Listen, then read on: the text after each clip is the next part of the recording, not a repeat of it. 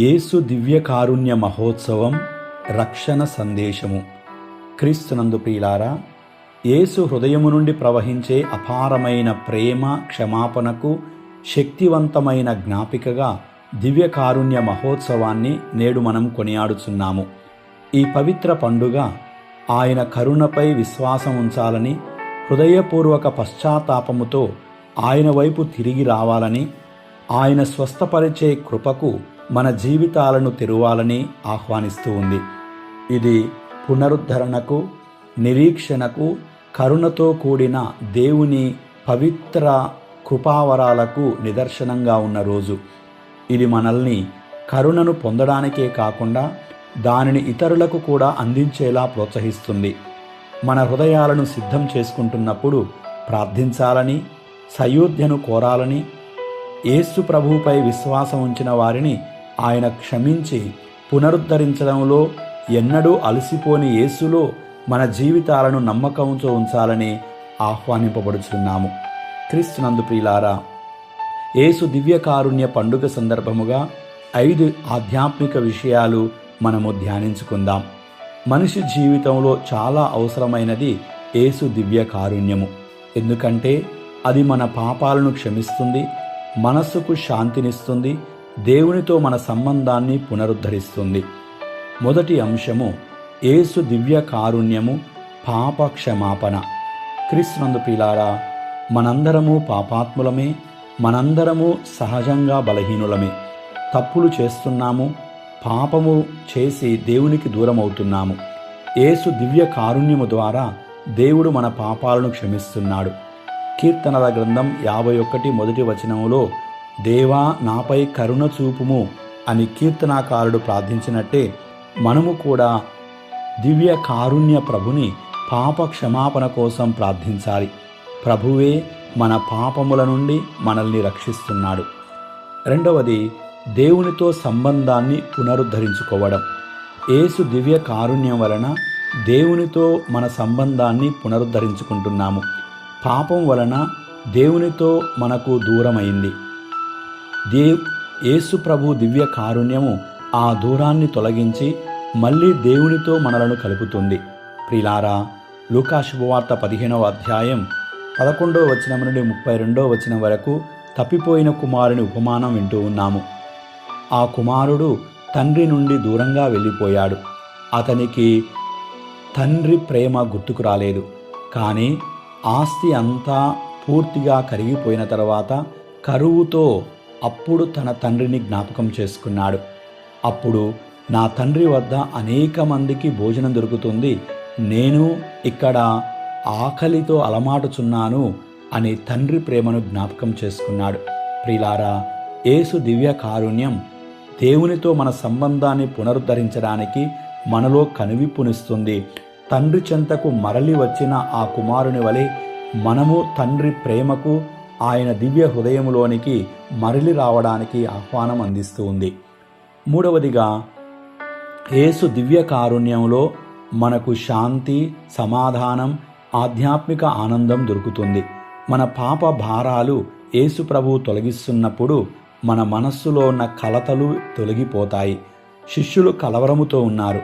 యేసు ప్రభువు మూసి ఉన్న గదిలోనికి ప్రవేశించి మీకు శాంతి కలుగునుగాక అన్నారు. యేసు దివ్య కారుణ్యం మనకు శాంతిని, సంతోషాన్నిస్తుంది. మత్తయి శుభవార్త 11వ అధ్యాయం 28వ వచనంలో, భారము చేత అలసి సొలసి ఉన్న సమస్త జనులారా నా యొద్దకు రండు, నేను మీకు విశ్రాంతినిస్తానని ప్రభు ఆహ్వానించారు కదా.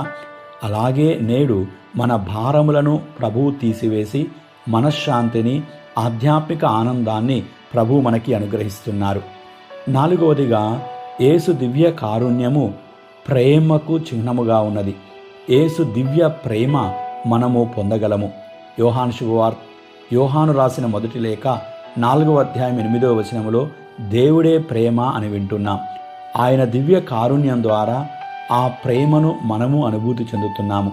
ప్రపంచంలో చాలామంది ప్రియులారా ప్రేమ లోపించి జీవిస్తున్నారు. ఇరుగు పొరుగు వారిని ప్రేమించలేని మనస్తత్వము చాలా ప్రమాదకరమైనది. కనుక ఈరోజు ప్రేమించే మనస్తత్వం యేసు దివ్య కారుణ్యము నుండి మనము నేర్చుకుంటున్నాము. ఐదవదిగా యేసు దివ్య కారుణ్యము మనము ఇరుగు పొరుగు వారికి కనికరం చూపించే మనస్తత్వాన్ని మనకును అనుగ్రహిస్తూ ఉంది. ఇతరులకు కారుణ్యం చూపేందుకు యేసు మనకు కరుణ చూపిస్తూ ఉన్నాడు. మనము ఇతరుల పట్ల కనికరం కలిగి జీవించాలని ఆహ్వానిస్తూ ఉన్నాడు.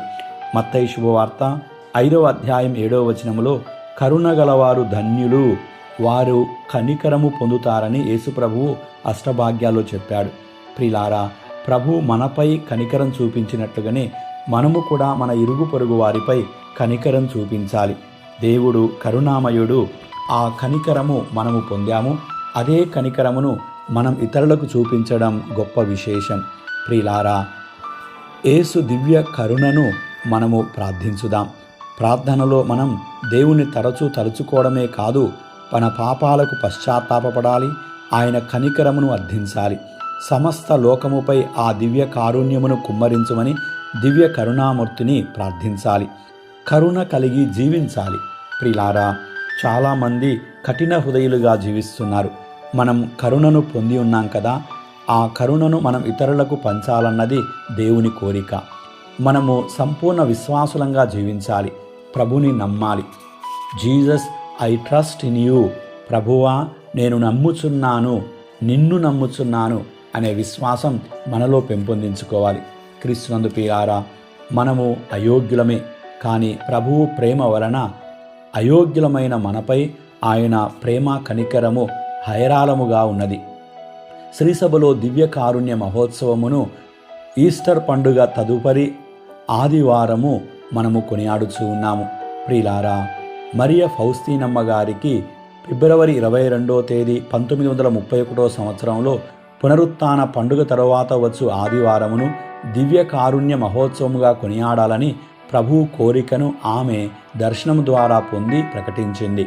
ఆ దినమున పాపసనికీర్తనము చేసి దివస ప్రసాదమును లోకొని సంపూర్ణ పాప విమోచనము, శిక్ష నుండి విముక్తిని పొందేటువంటి అవకాశము యేసు దివ్య కారుణ్యమే మనకిస్తూ ఉంది. మానవ లోకము ప్రభువు చెంతకు చేరాలి. ప్రభు సన్నిధి నుండే దివ్యానుగ్రహాలు పొందాలి. ప్రభువే మన కోసం కారుణ్య ద్వారములను తెరుస్తూ ఉన్నాడు. కనుక దివ్య కారుణ్య మహోత్సవమునకు మనల్ని మనము సంసిద్ధపరుచుకున్నాం కదా, ఆ విధంగా మనము ఒక్కరోజుతో ఈ కరుణను పొంది ముగించడం కాదు, మన జీవిత కాలమంతా యేసు దివ్య కారుణ్యముతోనే జీవించాలి. అప్పుడే మన జీవితము యేసు దివ్య కారుణ్య కటాక్షానికి మనల్ని మనము సమర్పించుకొని ఫలించగలుగుతుంది. క్రీస్తునందు ప్రియులారా, ఈరోజు మనందరం కూడా ఆ భక్తిని కోల్పోకుండా నిలుపుకోవడానికి ప్రయాసపడదాము. ప్రియులారా, ఈ పండుగ సందర్భముగా మనం ఏమి చేయగలము? మొట్టమొదటిగా మన కుటుంబాలలో యేసు దివ్య కారుణ్య చిత్రపటాన్ని ప్రతిష్ఠించుకుందాం. ఆ దివ్య రూపాన్ని మనము ఆరాధించుదాం. రెండవదిగా దివ్య కారుణ్య ప్రార్థన అనుదినం మధ్యాహ్నం 3 గంటల సమయానికి జపించడానికి ప్రయాసపడదాం. మూడవదిగా దివ్య కారుణ్యంపై నమ్మకాన్ని పెంపొందించుకుందాం. నాలుగవదిగా ఈ పవిత్ర కరుణ మహోత్సవం రోజున మంచి పాపసనికీర్తనం చేద్దాం. దివస ప్రసాదాన్ని స్వీకరించదాం. ఊహించని దేవుని అనుగ్రహాలు, దేవుని వాగ్దానాలు మన జీవితాలలో నెరవేరాలని ఆశిద్దాం. ఐదవదిగా కారుణ్య కృత్యములు, భౌతిక కారుణ్య క్రియలు, ఆధ్యాత్మిక కారుణ్య క్రియలు మన జీవితంలో మనం కూడా చేయడానికి ప్రయత్నం చేద్దాం. ఆరవదిగా దివ్య కారుణ్య భక్తిని వ్యాపించుదాం. ఎందుకంటే లోకములో అనేక మంది కారుణ్యమునకు వెలుపల జీవిస్తూ ఉన్నారు. యేసు ప్రభు కరుణా స్వభావుడు. ఆ స్వభావంలో మనము కూడా జీవించాలి. ఏడవదిగా క్రీస్తునందు ప్రియులారా, ఆత్మశుద్ధి కలిగి జీవించడం నేర్చుకుందాం. ఆ విధంగా మన జీవితం సంపూర్ణముగా యేసు దివ్య కారుణ్య ఫలాలతో దినదినము పెంపొందింపబడుతుంది. కావున భక్తియుతముతో మనల్ని మనము ఆ దివ్య కారుణ్యానికి సమర్పించుకుందాం. యేసు దివ్య కారుణ్యం మన జీవితానికి ఆత్మీయ శక్తిగా ఉన్నది. అది లేకుండా మనం పాపములోనూ నిరాశలోనూ జీవిస్తాము. కానీ దివ్య కారుణ్యముతో మనము ఆ దివ్య కారుణ్యనాథుని క్షమను, శాంతిని, ఆశను, ప్రేమను పొందుతాము. ప్రియులారా, అందుచేత భక్తితో విశ్వాసముతో కరుణామయున దేవుని సంపూర్ణ రక్షణ కోసం విశ్వాసముతో ప్రార్థించుదాం. ఓ యేసు ప్రభువా, మీ రక్షణ కార్యఫలముల ద్వారా నన్నును నా కుటుంబ సభ్యులను నాకు ప్రియమైన వారినందరినీ మీ పవిత్ర రక్తముతో అభిషేకించుమని మీ వరప్రసాదములతో నింపుమని వేడుకుంటున్నాను. నా శిరస్సు నుండి అరికాళ్ళ వరకు మీ పరిశుద్ధ రక్తముతో కడిగి శుభ్రపరచండి. ఓ దేవా, మా జీవితాలపై ఈ క్షణములో మీ పరిపూర్ణ రక్షణ ఎంతో అవసరము. యేసు ప్రభువా, పాపము, శోధన, పిశాచి ఆవరణ, కష్టాలు, చీకటి వలన, మానవుల వలన భయము, రోగము, బలహీనత, అవమానము, కరువు కాటకములు, ప్రమాదములు, మరణము మొదలగు కీడుల నుండి, ముఖ్యముగా నీ రాజ్యమునకు చెందని దుష్టశక్తులన్నింటి నుండి మమ్ము సంరక్షించండి.